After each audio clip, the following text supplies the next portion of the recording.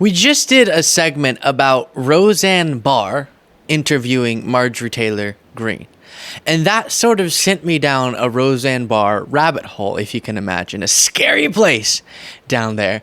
If you're not familiar, Roseanne Barr is a, as I said before, it feels insulting to other comedians to say this, but she's a comedian, apparently. According to her, a comedian. And according to MAGA people, I guess she tickles them. I think what she's more known for now is her conspiracy theories and her conspiracy theorizing. And she went on Piers Morgan's show, and it's so absurd. She's spiraling out of control, and Piers Morgan seems shocked by what he's observing. Even his channel described it as the wildest interview ever from Roseanne Barr. So we'll look at that. But first, I want to remind you of who she is. We did look at this moment already from her interview with Marjorie Taylor Greene, just to sort of calibrate ourselves. Put in their protein. We're eating humans. They got us all being cannibals. Well, I'm not, because I would never buy his fake meat. No, but they already got it. And McDonald's is selling fetus burgers. What? Yeah, they got it in everything. Man, I got to get back on QAnon. I am missing out on some good stuff. No, that ain't even QAnon. It's QAnon, a lot of it. No,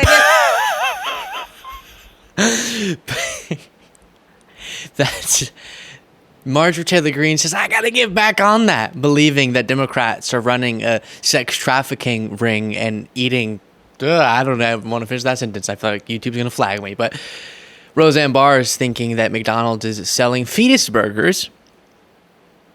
Now, before going further into this context preface to the full segment, I will have people sometimes criticize segments like this with someone like Roseanne Barr, because she really doesn't seem well, right? And that it's sort of inappropriate to cover such disastrous mental goings on with someone. Trying to pick my words wisely. But also, she's a MAGA celebrity. So if we're having a political conversation, she's interviewing Marjorie Taylor Greene. She's getting invited to all these huge gigs. Trump is very complimentary of her. Then I guess we sort of should cover her in all of its absurdity. Here is a moment from a few months ago that we did cover, where she just loses her mind at this Turning Point USA event. And by the way, again, we're leading into the interview clips I want to show you from this Piers Morgan thing, but I want to introduce you so you have that context before playing it. If we don't stop these horrible communists, do you hear me? I'm asking you to hear me. Stalinist, communists, with a huge helping of Nazi fascists thrown in. All right, this is the best part. And then we'll get to the interview, but... then she says something and the whole crowd just silent. So they're vibing with it. All right. Stalinists, Nazis, which she's describing us over on the pro-democracy left. Okay. And then she gets to this. Plus, wanting a caliphate.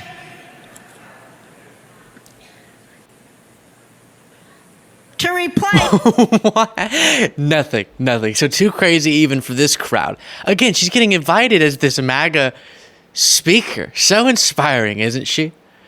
Communist, Stalinist, and then she goes back and says, communist again.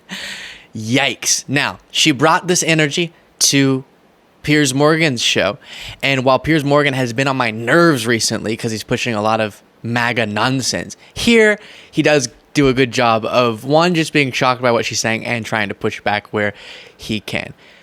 Here she says something that does give us a little bit of insight into what's going on. They're not your daddy's Democrats.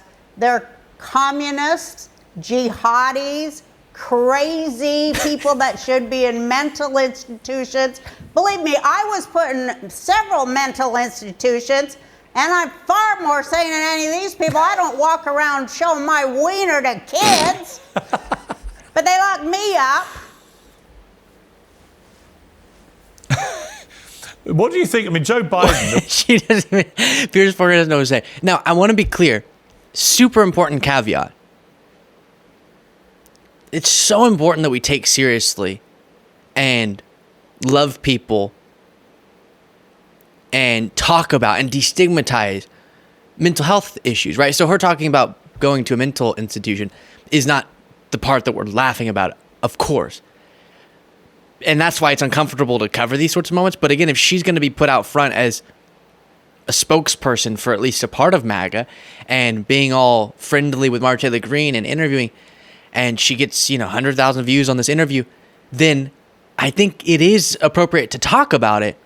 But I do want to distinguish the crazy political views from her revealing here something that is not to be joked about. It's just strange to cite that in your argument about how it's us who should be put into mental institutions. Very, very strange. Then here's more from this interview. You get when you get a trophy wife, when you meet her when she's your 15-year-old babysitter. You're going to probably say that's not correct too, knowing you. But it is true, and you can Google everything I say because I don't lie. I get 4 sources. Well, you may have 4 sources, but what you just said is actually not true. So the claim is that Joe Biden started dating Jill Biden when Jill Biden was a teenager and his babysitter for his children. That's what Roseanne Barr is claiming. It's false, but she knows Piers Morgan's going to fact check her, and she's preemptively saying, well, I have 4 sources. They're all from RoseanneBarrKnowsHerStuff.com, but I have sources. I get 4 sources. Well, you may have 4 sources, but what you just said is actually not true. That Jill Biden was Biden's babysitter when she was 15? Yeah, that is not true. You're saying that ain't true? Not true. Okay, get on Google and let Piers Roseanne, know. you cannot believe everything you read on Google. Okay, people, let Piers know. Send him the Google. Maybe it's been discounted. I don't know. It has. Half the crap you say is BS. Okay, so it's just not true. It was spreading around a social media post from when Joe Biden was in her 20s and a photo of her with Joe Biden. She was never a babysitter for the Biden family. When they started dating in their younger years, that photo was taken and then described as her in her teens. And then people have been running with it ever since. Just not true. Just not true at all. I think she was like 24 or something. And Biden was early 30s. There's an age gap there, but they tried to make it like, I guess he was in his 20s and she was a teenager. Not true whatsoever, but they keep running with it. And she has her 4 sources. Then here is this. And send their kids to die for it, too. Do you feel the same way about the Hunter Biden case? Do you think that would have happened if he wasn't the president's son? If he wasn't the president's, it's such a farce. That's supposed to placate all the leftist goons. Like, see, we have equal. No, that one makes it impossible for them to go back and prosecute all the money he took from China and the Ukraine and gave it to the big guy. Now they can't go back and do that because they convicted him of a parking ticket. It just shows you how crooked it is. It shows you who runs it, too. Who do you think runs it? And you got to wake up. Who runs it? Let's see, Piers. Let's see. Who does the news media never, ever criticize? But now they realize it's starting to show, so they'll do a little bit of things about Democrats. But you're not allowed to criticize Democrats or their party platform or the things they do or... Right, and that's why the most successful cable news corporation is a right-wing organization that only spends time criticizing Democrats. The highest rated cable news shows are conservative Fox News shows that only criticize Democrats, or mostly. An entire multi-billion-dollar media empire was built around criticizing Democrats. Just such a ridiculous. They do this. They'll go on Fox News and say, the media won't let us talk about this. You're on the biggest media, okay? This is the biggie. It's so strange. And then she's bringing up that Hunter Biden, as she describes it, was convicted on a parking ticket. What she's describing is a felony gun charge that could send him to prison for years. I don't think he'll get that, just like I don't think Trump's going to get sentenced to prison for the falsification of business records conviction. But this is real stuff. Felony gun convictions are not parking tickets.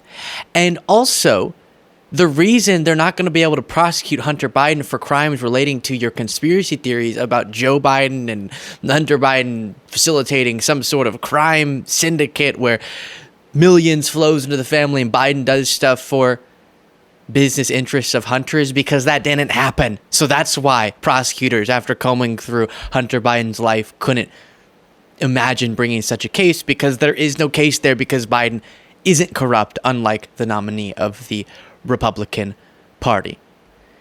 Goodness gracious. She's really a disaster. And here's more. Tried to sit on an invisible chair. Let's take a look. Okay, so this one is, all right, I need to prepare mentally for this because I'm going to get really upset. And I don't want to do that. I want to be level-headed here.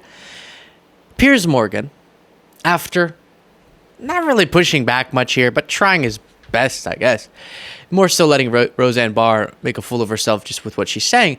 So he seems to be more reasonable, right? And then he goes right back to what seems to be getting him clicks these days, which is dishonestly attacking Biden and promoting Trump.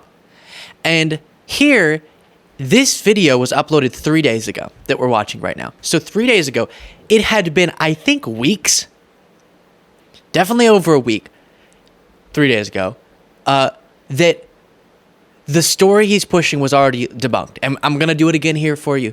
So just when people say, oh, no, I saw Biden do this and do that and do that, doesn't know where he is, it's built on a foundation of nonsense like what you're about to watch. Here's Piers Morgan, who claims to be this fantastic, level-headed, unbiased journalist, pushing debunked bleep.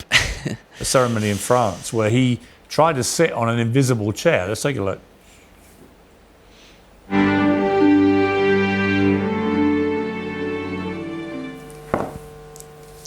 I mean, he's literally trying to sit on a chair that isn't there. And that is in front of the whole world.